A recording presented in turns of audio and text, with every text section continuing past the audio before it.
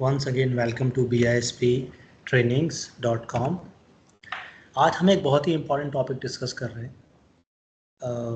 पिछले last 2 month से मैंने ऑलमोस्ट 200 कैंडिडेट्स का इंटरव्यू लिया है। मेरे एक पोटेंशियल कस्टमर क्लाइंट के लिए हमें कुछ रिसोर्सेज चाहिए थे, data analyst, data science engineer, machine learning professionals. तो करीब 7 रिक्वायरमेंट्स थी। 500 प्रोफाइल्स, अराउंड 524 प्रोफाइल्स थी मेरे पास। में 200 प्रोफाइल्स हमने फ़िल्टर करी हैं। तो कॉम्पनसेशन इंडस्ट्री में बेस्ट था, बेस्ट कॉम्पनसेशन। मेरा जो एक्सपीरियंस था रिसोर्सेज और कैंडिडेट्स को इंटरव्यू करने का, वो एक्सपीरियंस मैं आपसे शेयर कर रहा हूँ आज। So the title of our today's presentation is, and the PPT is, Understanding Employer Expectation from Data Science Candidates। अगर आप डेटा साइंस, मशीन लर्निंग और डेटा एनालिस्ट बनना चाहते हैं और आप इंटरव्यू के लिए प्रिपेयर कर रहे हैं या अपना सैलरी हाइक के लिए एक्सटर्नल जॉब लुकआउट देख रहे हैं, बट आप क्वालिफाई नहीं कर पा रहे इंटरव्यू के लिए, तो उसका रूट कॉज क्या है, राइट? तो मेरा एक्सपीरियंस ये है कि सबसे पहले मैं जब कैंडिडेट से बात करता हूँ इंटरव्यू के लिए, मैं सबसे पहले मेरा फोकस होता है कि कैंडिडेट को पूरा, जो भी इंटरव्यू है उसको पूरा अंडरस्टैंडिंग है बिजनेस प्रोसेस के बारे में, क्या प्रॉब्लम वो सॉल्व कर रहा है। तो मेरा फोकस एरिया स्टार्ट होता है प्रॉब्लम स्टेटमेंट क्या है। बिकॉज जनरली मैं देखता हूँ कि लोग machine learning, algorithm, data structure, ये सारे एल्गोरिथम पढ़ लेते हैं अच्छे से, बट बिजनेस में कहाँ यूज़ हो रहा है उनको बिल्कुल आइडिया नहीं है उसका। How to connect dot severely missing है। तो सबसे पहले आपको बताना चाहिए प्रॉब्लम स्टेटमेंट क्या है, डेटा क्या था, सोर्स सिस्टम क्या था, आप डेटा कैसे एक्वायर करते हो, कैसे पोजीशन करते हो, क्या फ्रीक्वेंसी है, कितने वॉल्यूम डेटा का, कितना डेटा वॉल्यूम आप प्रोसेस करते हो।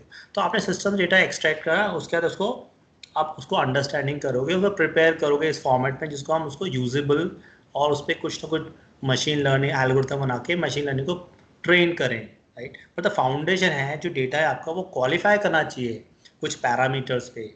और आप जब डेटा प्रोसेस करते हो, ये तो ऑन डिमांड होगा या स्केड्यूल होगा। जैसे मैं अपने फाइनेंशियल, मेरे जो कस्टमर है उसका बिजनेस लाइन फाइनेंस है, हम उनके लिए हम हायर कर रहे हैं रिसोर्सेज, तो नेचुरली हर एक बिजनेस की फाइनेंशियल क्लोज प्रोसेस होती है और मंथ एंड प्रोसेस होती है, क्वार्टर एंड प्रोसेस होती है। अगर कैंडिडेट मेंशन करता है प्रोफाइल में कि उसने डेटा प्रिपरेशन या डेटा मसाजिंग करी है, नेचुरली एक क्वेश्चन आता है पहला कि आप किस फ्रीक्वेंसी डेटा एक्सट्रैक्ट करते थे सिस्टम से, आप कहाँ डेटा को स्टोर करते थे, इंटरमीडिएट स्टेजिंग सिस्टम क्या था आपका, प्रिडिक्टिव मॉडलिंग, मशीन लर्निंग, आप मॉडल इवेल्युएट कर रहे हो, डिप्लॉय कर रहे हो, वो तो नेक्स्ट स्टेप है, राइट? बट अगर डेटा क्वालिफाई करना चाहिए उस स्टेज पे आने के लिए, तो मैक्सिमम रिजेक्शन जो है फर्स्ट 3 स्टेप्स में ही आते हैं, मैक्सिमम रिजेक्शन। अगर कोई कैंडिडेट ने सीरियसली प्रोजेक्ट पे काम करा है, राइट, तो ही वो फर्स्ट 3-4 पॉइंट एक्सप्लेन कर पाएगा। आजकल जो कैंडिडेट्स प्रोजेक्ट पे काम कर रहे हैं, 3-4-5 ईयर्स एक्सपीरियंस, 3-4 ईयर्स एक्सपीरियंस तक के resources, they are like a brick in a wall, right? उनको एक पूरे सिस्टम का एक छोटा सा पोर्शन पता है, पर पूरा सिस्टम क्या है उनको नहीं पता, इसलिए प्रोजेक्ट में फेल हो रहे हैं, right? That's one primary reason. तो model evaluation, model deployment always secondary है, स्टेप यहाँ से स्टार्ट होती है प्रोसेस।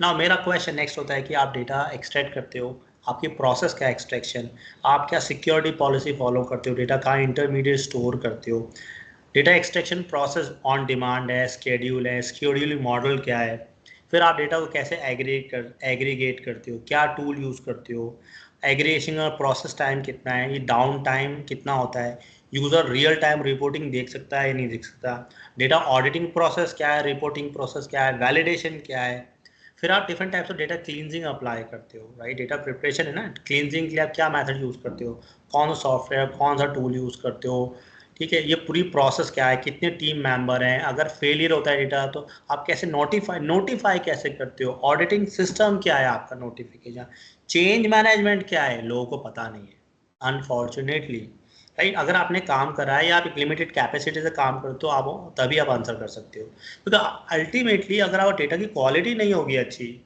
तो आप मॉडलिंग कैसे करोगे, उसे कैसे एल्गोरिथम अप्लाई करोगे, प्रिडिक्शन तो बात की बात है, फिर डेटा को एनालाइज करना है एंड फाइनली डेटा को प्रेजेंटेबल बनाना है। तो देखिए, जो इन्फॉर्मेशन है वो एक्शनेबल होना चाहिए। मेरे पास इन्फॉर्मेशन है बट एक्शनेबल नहीं है, जिसको मैं कोई यूज़ नहीं कर सकता अपने बिजनेस में, सो वेस्ट है वो।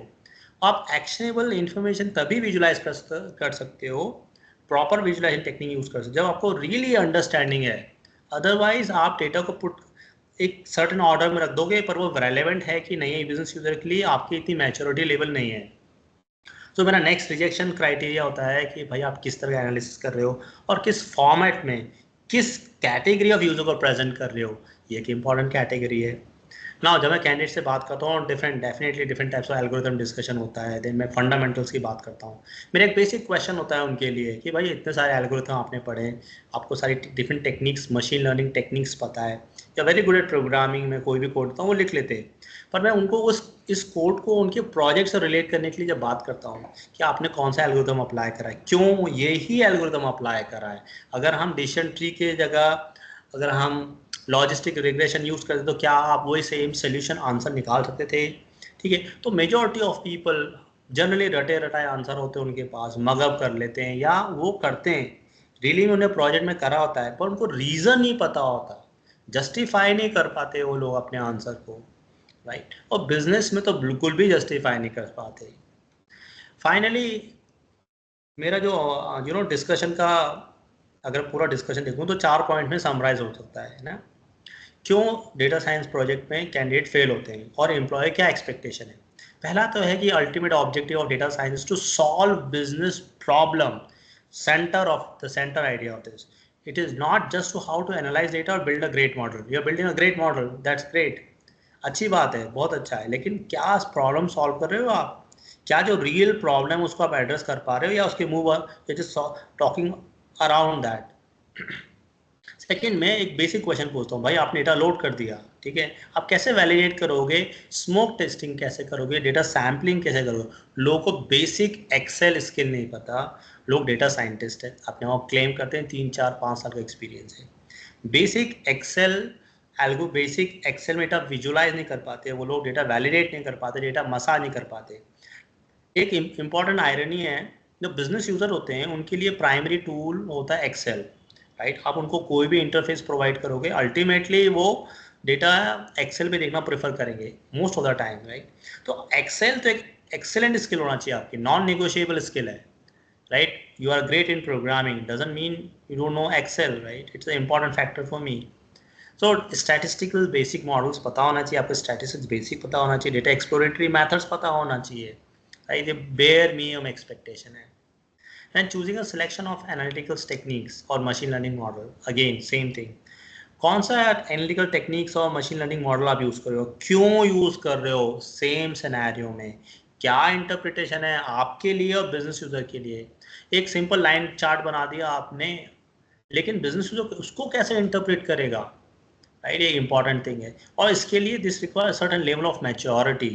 वो तब पॉसिबल है जब आपने रियली में प्रोजेक्ट करा हो, या आपने प्रोजेक्ट तो करा है बट आप हमेशा एक सर्टेन लिमिटेड डोमेन में काम करते रहें, या सपोर्ट प्रोजेक्ट में काम कर रहे हैं, आपको पूरा लाइफ साइकिल नहीं पता। And fourth important point, showcasing these skills with the right positioning of one's expertise. अगर आप क्लेम कर रहे हो कि डेटा साइंस में आप इसमें गुड हो, I put a list of items what you figure it out, किसमें आप अच्छे हो सो मार्क करो, अपने आप रैंक करो उसमें कि what you are good eight.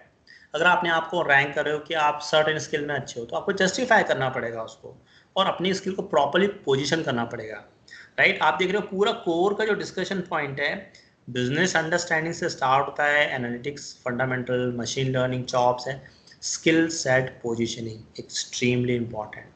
सो आप इसमें काम करिए, डेफिनेटली आपका इंटरव्यू क्रैक होगा। और आप ऑलरेडी काम कर रहे हैं प्रोजेक्ट में और आप looking for a career hop, या दूसरी स्किल से आए हैं, आप डेटा साइंस में आना चाहते हैं, करियर हॉप कर रहे हैं या करियर स्किल इन्हांसमेंट कर रहे हैं, तो ये स्किल्स आपको जो मैंने आपको एक्सप्लेन करा वो definitely going to help you out. आप बीएसपी ट्रेनिंग को ज्वाइन कर सकते हैं, हमारे पास एक बहुत ही कॉम्प्रिहेंसिव मॉडल है, हमने 20 22 साल काम करा है इस इंडस्ट्री में।